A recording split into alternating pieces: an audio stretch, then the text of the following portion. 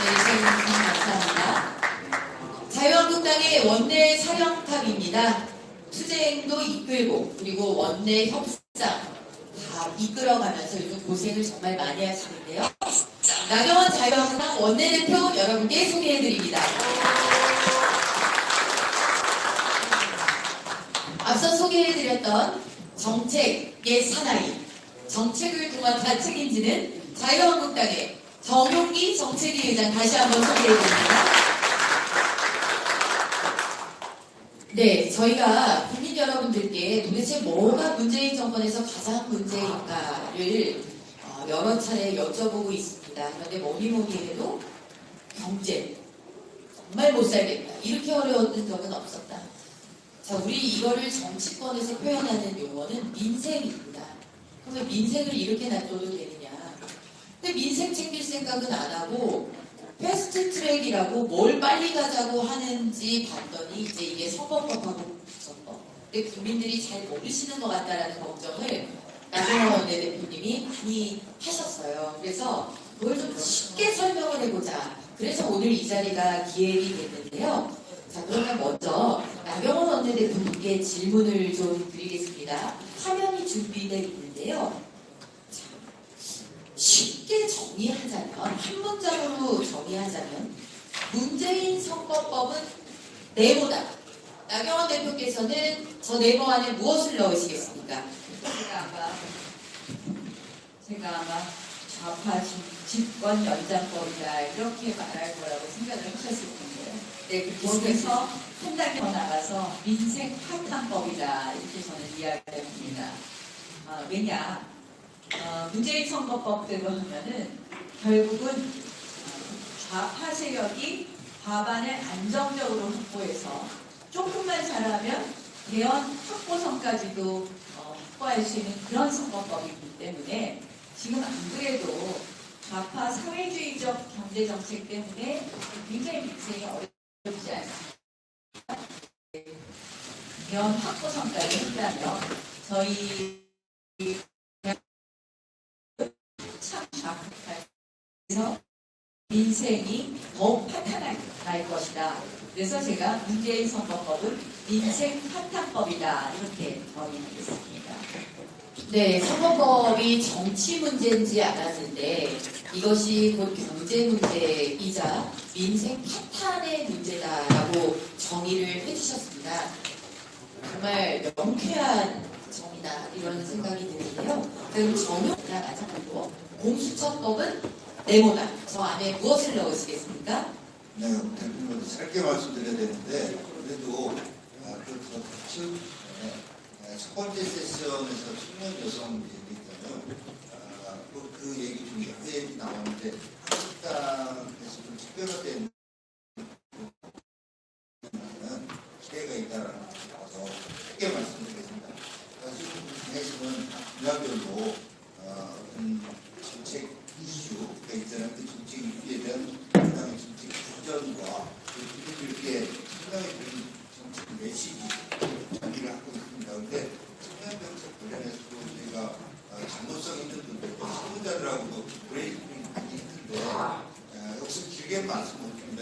조만간 원내대표님 상대편에서 국민들께 그 기전을 설명드리는 기회가 있겠습니다만 그렇더라 진짜 결국은 중국의 청년 정책은 지금 용돈 상주는 게 아니라 좋은 일자리를 만들어내는 이게 중국의 청년 정책이고 그냥 이어야 한다라는 데까지 설계가 와 있다.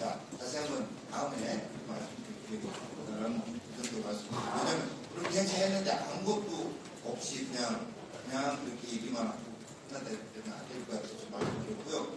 자, 우리 원내대표님 말씀하고 그대로 좀 하자면 공수처법은 문재인 특수수사대법이다라고 얘기할 걸로 생각을 하시겠지만 저는 인생 침해법이다라고 이렇게 왜 그러냐면 지금 공수처라는 것은 이렇게 사람 살면서 분쟁이 있게 되잖아요. 분쟁이 있게 되면 수사기관, 특법기관, 법정 이렇게 거치면서 분쟁이 생겨되는데 검찰, 그 법원 여기를 통제하겠다는 거예요. 여기 이 경찰 고위 간부 또 검사 판사들을 평상시에도 감시하다가 자기 마음에 안 드는 수사 그리고 그런 판결하면 바로 체포하고 또 기소하고 이렇게 있다는 거 아니겠습니까? 근데 사람이 살아가는 과정에서 분쟁이 있는데 이거를 공정한 법의 잣대가 아니라 파이 이념의 잣대로 수사하거나 기소하거나 판결하지 않으면 그렇게 안 하는 검찰 그리고 판사에 대해서 감시하겠다는 이런 거 아니겠어요? 근데 우리 정상적인 경제 활동, 정상적인 자기 특별 활동을 하는데 이게 전부 파이 이념에 의해서 모든 것이 계산되고 그리고 삶의 문제가 서로 다가오게 되는 그런 면에서 이게 공수처법은 결국은 궁극적으로는 국민들의 인생을 침해하는 인생 침해법이다라고 이렇게 말씀드렸습니다. 그리고 여기 문재인 특수사대법이라는 걸 굳이 설명 안 드려도 아실 것 같아요. 그냥. 네, 정용기 회장님. 그러니까 네모칸을 답을 지금 2개를 주신 아주 정책위 의장을 하시면서 이게 아주 많이 프로처럼 이렇게 되신 것 같아요. 문재인 특수수사대법이라고 말할 줄 알았겠지만 뭐 그렇기도 하지만 민생 침해법이다. 이게 높은 사람들 잡아가두는 정의로운 법이 아니라 결국에 내 생활에 좌우의 기준으로 나눠서 법을 재단하면서 결국에 일반 국민들의 법, 질서, 법의 신뢰 이런 것들에 영향을 미치게 되는 민생 침해법이다. 이렇게 설명을 해주셨는데 저는 국민들께서 정말 깊이 공감하실 거라고 생각을 합니다. 내 차례가 반드시 온다라는 경각심이 저도 듭니다. 자, 그러면 이 자리에 전문가 2분 나와 계신데 지금 공수처법 그리고 선거법을 나경원 정용기 정책위 의장이 하나는 민생 탄탄법 그리고 하나는 민생 침해법이다. 이렇게 2분이 말씀을 맞추고 나온 것처럼 그렇게 답변을 주셨는데 두 분 다 경제학 전공이시고 경제학 전공자로서 봤을 때 대한민국의 경제 상황과 지금 이 패스트트랙 정부 어떻게 보실 수 있겠습니까? 먼저 최인 교수님부터 말씀 청해 들어볼까요? 지금 대한민국 경제 내리막입니다. 그 발표를 앞두고 있는데 마음이 부럽습니다. 왜냐하면 좋은 숫자를 보여줄 수가 없어요. 이 경제는 숫자가 필요하고 그래야 도와줘야 하기 때문에 제가 파일 하나 준비했습니다. 먼저 소득주도 성장이라는 것은 뭐냐면요. 인위적으로 임금을 상승시키면은 소비가 증가해서 GDP가 증가한다는 것이죠. 근데 문제는 뭐냐면 이렇게 인위적으로 임금을 상승시켰을 때 지금 한국 같은 경우에는 거의 2년 사이에 30% 혹은 뭐 50% 이렇게 이루어집니다. 그럴 때 민간 투자하고 고용과 수출이 감소할 가능성이 크고 하기 때문에 결국에는 GDP 성장이 안 이루어질 수도 있습니다. 그리고 학문적으로 얘기하면 사실은 이 소득 주도 성장이라는 것은 혹자는 이게 페이는 이론이라고 부르는데 사실은 경제학에서 굉장히 진영도가 낮은 그런 이론이에요. 그걸 보여주기 위해서 이 구글 스칼라라는 각 논문에 인용 빈도수가 있습니다. 여기에 보면은 이 논문들은 소득 주도 성장의 가장 중요한 논문들이에요. 여기 숫자를 보시면요. 이렇게 무슨 뭐 얼마 안 돼요. 200회 무슨 뭐 100회 그렇습니다. 그런데 이 경제학의 중요 이론들, 예를 들어서 노벨상을 받은 폴 로우의 논문 같은 경우에는 인용 빈도수가 이게 100배가 넘습니다. 26,000, 8,000배예요. 우리 경제학회에서 중요 논문이 있으면 그걸 읽고 자기 연구에 활용해서 인용 빈도수가 올라가는데 소득 주도 성장이라는 이론은 경제학자들이 사실상 보지 않는 이론이에요. 그러니까 당연히 빈도수가 낮죠. 자, 그런데 이게 21세기 대한민국에서는 굉장히 중요한 경제 이론으로 부각됐습니다. 과연 그러면 이런 이론 정책으로 사용했기 때문에 한국 경제에 어떤 일이 일어나는 것인가를 제가 설명드리고자 합니다. 1번째, 지금 심각한 민간 투자 감소가 일어났어요. 경제에서 이 투자는 생산 능력을 확충시켜주기 때문에 굉장히 중요한 활동인데, 이 그래프를 보면요. 문재인 정부 출범 때입니다. 7분기 동안 계속 민간 투자 성장률이 내려가기 시작했습니다. 특히 현재 요즘 4분기 마지막 1년 동안은 아예 민간 투자 성장이 마이너스 성장이에요.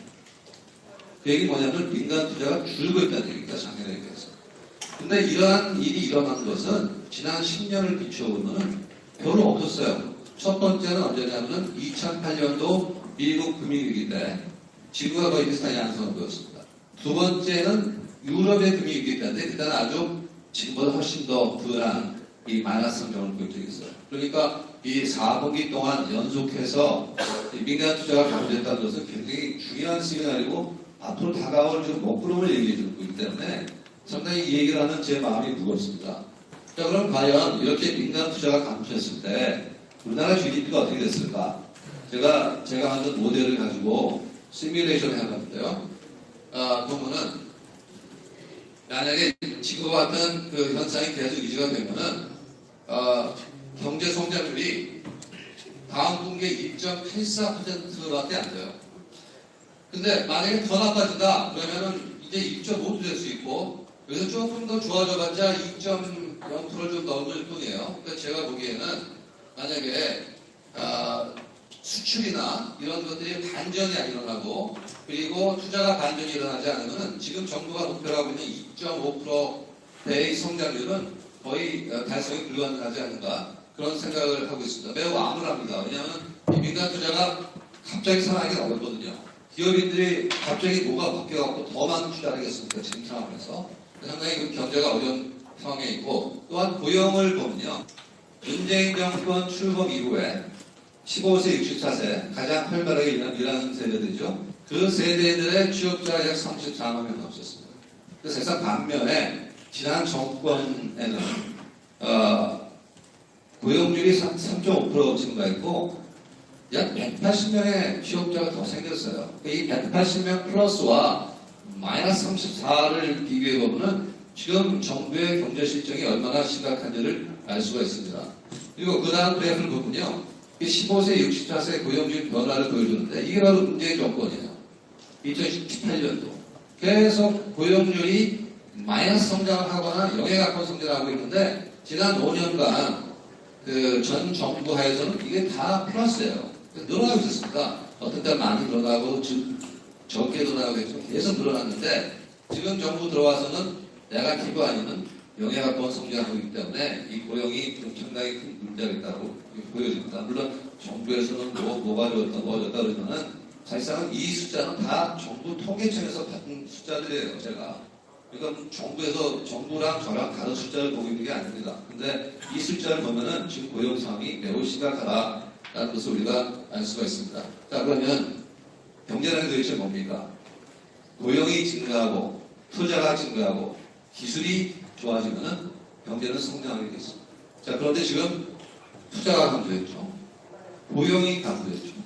기술 수준은 별 변화가 없죠. 그렇다면 당연히 경제는 안 좋아질 수밖에 없는데 지금까지 문재인 정부의 성과를 보면요. 이게 지금 그래프를 그려왔는데 이 녹색 선이 뭐냐면 전 정권의 경제 성장률 평균이에요. 그러면 이게 문재인 정부인데 지난 6분기를 보면은 6분기 중에서 5분기가 지난 정권의 경제 성장률 평균에 못 미칩니다. 어떤 때는 한참 못 미쳐요. 그러니까 지금 이 문재인 정부가 주도하고 있는 이 소득 주도 성장에 의해서 현재 투자 나빠지고 고용 나빠지고 그리고 그 결과로서 GDP가 나빠지고 있다고 저는 생각합니다. 앞으로 이거 좋아질까? 저는 그런 반전이 일어날 것 같지 않아서 걱정해요. 앞으로 한 2, 3년 동안 계속 특별한 일이 없는 한 한국 경제는 내려간 길로 가지 않을까 하는 걱정을 하게 돼서 마음이 무겁습니다. 고맙습니다. 네, 최 교수님 감사합니다.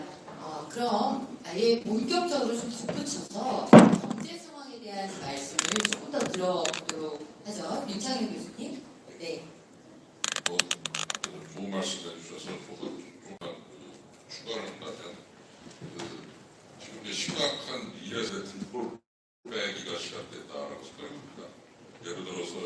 의료보험 같은 경우에 그동안 20조 원 정도 여유자금을 쌓아놨는데 정정부에서 해놓은 거죠.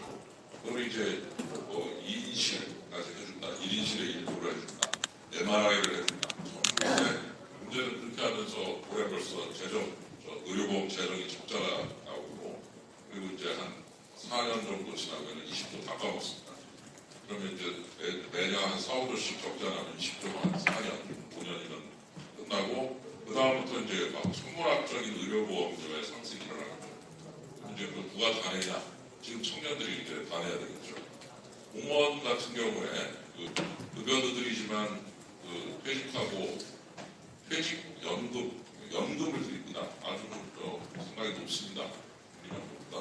그리고 본인이 사망하면은 부인까지 혹은 파트너까지 유족연금을 드립니다. 여기에 들어가는 돈이 군인하고 공무원하고 합쳐서 지금 현재 가치로 한 사람 940조 원. 근데 공무원 군인이 120만 명이니까 120만 명의 유족연금까지 다 합쳐서 940조인데 17만 명을 늘린다.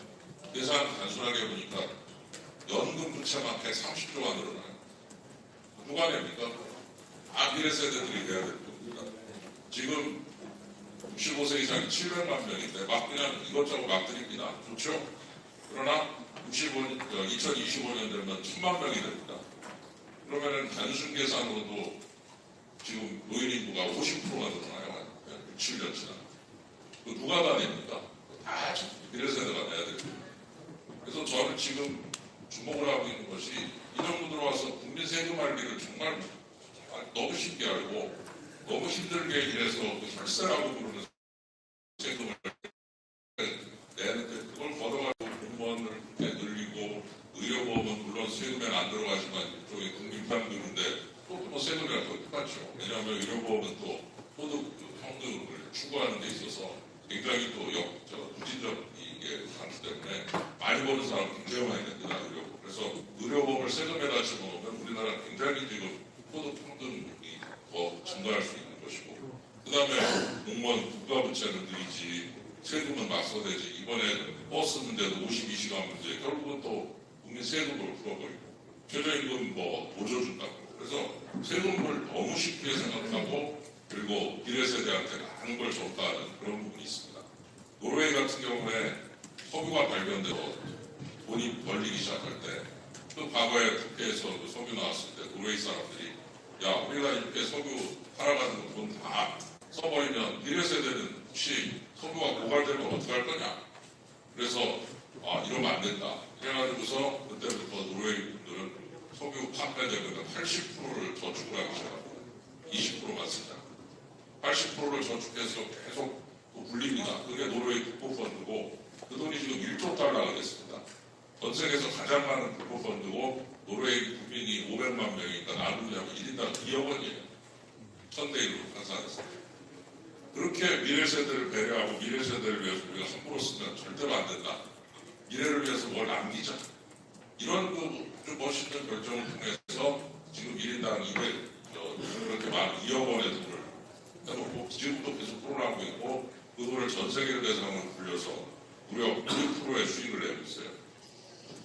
근데 그 노르웨이의 모습을 보면서 도대체 이 문재인 정부 이게 뭐냐 도대체 미래를 위해서 뭘 쌓아놓고 더 만들고 투자를 하고 더 바꿔놓고 그리고 미래 세대들이 쓸 수 있는 많은 재원들을 여기저기다 제 생각해서 좀 더 여유를 만들어 가야지 있는 거 없는 거 다 끌어써가지고 나중에 이제 완전히 미래 세대 등골 빼먹기로 그냥 나가고 있는 이런 모습을 보면서 도대체 우리만 살고 이제 미래는 뭐 없는 거냐 욜로다 이런 얘기가 저절로 나오는 거죠. 그래서 저는 이런 그 정책 속에 들어있는 세금 우습게 하는 부분 그 다음에 미래 세대한 배려 하나도 없이 하고 세택이 오니까 좋아요. 미래는 지양하고 제대로 된 미래를 배려할 수 있는 그런 부분 그리고 누가 더 미래 세대를 위한 그런 거냐 아까 첫 세션에서 뭐 꼰대 나오고 뭐 막 이랬는데 진짜 꼰대는 저쪽입니다 제가 볼 때 그렇게 또 미래 세대를 이렇게 함부로 그냥 다 빼먹고 부채를 이렇게 늘려볼 수 있어요 이게 의료보험만 하면 너무하다 이런 생각이 들고 청년들이 그런 거를 전혀 모르는 것 같아요 자기가 나중에 와서 어떻게 될지 그래서 이러한 모든 정책이 정말 미래 세대를 배려하고 미래 세대를 위하는 정책이 돼야 되겠다 이런 생각이 듭니다. 감사합니다. 네, 정말 두 분의 말씀을 들으니까 오싹할 정도라는 생각이 듭니다.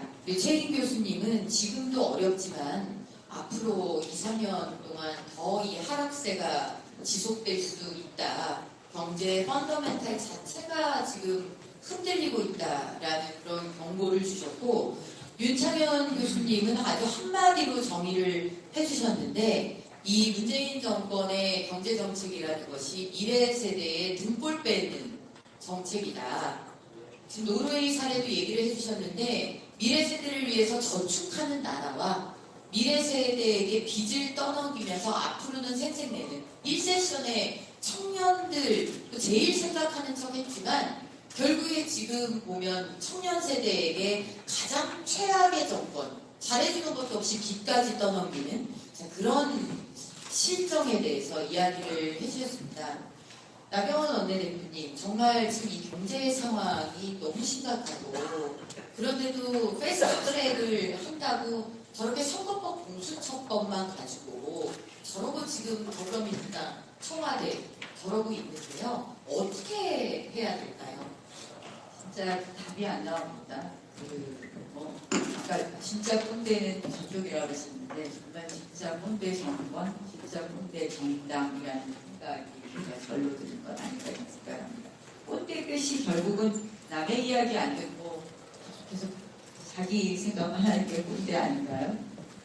그런데 사실 이제 대통령께서도 지금 똑같은 입장이세요. 보니까 전혀 바뀌지 않았는데, 저희가 이 선거법 이야기 조금 더 드리면, 선거법에 대해서 너무 어렵다, 잘 모르겠다 이런 분들이 많이 계세요. 우리가 여러 번 설명을 했는데 결국은 내가 표를 찍었는데 내가 찍는 국회의원 말고 그 다음에 어떻게 국회의원이 결정되는지 모르는, 내가 뽑을 수 없는 국회의원만 잔뜩 늘리는데 그것이 내 표를 한번 행사해서 그 표가 어디로 가는지 모르는 것이 이번 문재인 선거법입니다. 수학 공식이 그 가운데도 추첨도 있습니다. 그것이 계산할 때 표값이 적게 계산이 돼서 우리 당 정당 전체 득표율에 해당하는 것을 이미 지역구 의원에서 의석수를 확보하면 비례대표에서 한 자리도 못 가져가게 되니까 우리는 적게 계산이 되고, 정의당이나 무소정당의 표를 찍은 경우에는 과다 계산이 됩니다. 그래서 위헌성이 있다는 것이고요. 그거는 우리가 2002년도에 헌법재판소 거꾸로 읽으면 그렇게 읽을 수 있습니다. 또한 결국은 내 손으로 뽑을 수 없는 국회의원만 한다는 이런 문제가 있습니다. 그래서 이 위헌적인 이 연동형 비례대표제로서 그들이 원하는 것은 무엇이냐, 한마디로 지금 이 꼰대 정당이 망쳐놓은 그 사회주의적인 실험 정책을 계속하겠다는 그런 것으로 보이기 때문에 저희가 민생 파탄이라고 이야기하고 있습니다. 지금 와서 추경하자 뭐 이야기 많이 하는데, 저희가 추경 보니까 사실은 전혀 이 뭐 재난 이런 추경은 실질적으로 주민한테 돌아가는 게 없습니다. 결국 명목입니다. 그래서 먼저 이것을 무효하고 처리하는 것이 그 답이라고 생각을 합니다. 요새 어벤져스라는 영화가 유행이잖아요. 이게 타노스의 장갑 유행이라는데, 저희는 이렇게 보는 건데 문노스의 장갑이라고 이 패러디가 요새 유행이 된다고 하는데, 이 첫 번째 뭐 방송 장악, 두 번째 사법부 장악, 헌법재판소 장악 이러고 나서 나머지가 바로 선거법하고 공수처법이다. 우리 그래서 이 문노스의 장갑이 완성되는 걸 막아야 되는 것이 저희의 절명의 친구라고 생각을 합니다. 그것이 미래를 만들어가는 절대절명의 친구라고 생각을 하고요. 어떻게 푸느냐? 결자해지 아니겠습니까? 민주당이 사과하는데 첫 번째라고 생각을 하고요. 지금 유성엽 대표가 원내대표가 돼서 인사 오기로 했습니다. 그래서 어제 결국은 이 지역구 국회의원수 줄이는 선거법, 개정에 반대한다 하면서 패스트트랙이 그대로 있지 않을 거라고 했는데 결국 이것을 좀 잘 이끌어서 전체를 좀 유연하는 쪽으로 좀 노력을 하려고 그러는데 거꾸로 지역구 국회의원도 늘리고 비례대표도 늘린다면 이거는 국민들께서 원하시겠습니까? 저희가 이야기하는 국회의원 정수를 줄이는 쪽으로 노력하겠다는 말씀드립니다. 네. 말씀 감사합니다. 나경원 대표께서 선거법 논의 과정에서 그런 얘기를 많이 하셨어요. 반드시 의석수 늘리자라는 얘기가 나올 것이다. 뭐 벌써 나오고 있어요. 연동형 비례대표제는 필연적으로 의석수를 늘리자라는 제도이기 때문에 무슨 꼼수를 써서 일단 속여먹은 다음에 반드시 의석수 늘리자는 얘기가 나오는데 지금 벌써 나오고 있습니다. 만약에 자유한국당이 의석수 늘리자 그랬으면 아마 세상이 뒤집혔을 거예요. 그런데 얼마나 공고하게 자기들의 그 친위 세력들을 많이 만들어놨는지 의석수 늘리자는데도 세상이 마치 조용한 것처럼 느껴지는 우리가 그런 참 어마어마한 그야말로 한 번도 겪어보지 못한 세상에 살고 있다는 걸 다시 한번 확인해 본 시간이었습니다. 오늘 짧은 시간인데요. 이게 정책위 의장님께 제가 한번 여쭤보겠습니다. 뭐 방송에도 파일럿 프로그램이 있다고 합니다. 이게 시청자들한테 뭐 기가 이런 거 좀 시험해보고 배현진 위원장님 맞나요? 시험해보고 반응 좋으면 쭉 간다. 어떻게 이거 반응 좋으면 이런 토크 콘서트 의제별로 우리 쭉 갑니까? 네, 그래야 될 것 같아요. 앞서도 말씀하셨지만 우리 한국당 그냥 싫다, 듣지도 않고 싶다. 그러니까 그거를 그냥 그동안 해오던 방식으로 얘기하면 그냥 듣지도 않고 무조건 싫을 거예요. 그래서 다른 형식으로 메시지를 전하는 걸 고민을 하고 있습니다. 그럼 아무튼 앞으로 같이 좋은 아이디어를 내셔서 우리 한국당이 공부하는 가치를 국민들께 전하는 거 해야 된다는 말씀드리고 또 어벤져스 말씀하셨죠. 그러니까 어벤져스 보면 가족, 사랑, 또 흑백 간의 조화, 그리고 세대 교체 이런 긍정과 통합의 메시지 굉장히 많아요. 근데 이 정권은 이 공천법, 선거법도 그렇고 배제, 독점, 독재, 그리고 부채, 저주 이런 것만 이 정권이 기대하고 있다. 어벤져스 좀 문제인데 좀 뭐라고? 네. 문재인 정권에서 우파를 자유한국당을 강 싫은 정당으로 만들려고 노력 중인데 자유한국당이 추구하는 것은 강 좋은 정당이 아닙니다. 꼼꼼히 뜯어보고 살펴봐도 보면 볼수록 생각을 많이 하면 많이 할수록 좋은 정당, 그렇게 좋아지는 정당이 되는 것을 추구합니다. 그렇기 때문에 이런 자리도 마련을 했는데요. 오늘 문재인 정권의 민생 파탄, 그리고 공수처법, 패스트트랙, 선거법 패스트트랙이 무엇을 의미하는지 나경원 원내대표님, 정용기 정책위 의장님, 그리고 두 분의 최인 교수님, 윤창현 교수님, 앞서 1세션에서 귀한 말씀을 들려주신 우리 여러 청년 위원님들 너무너무 감사했습니다.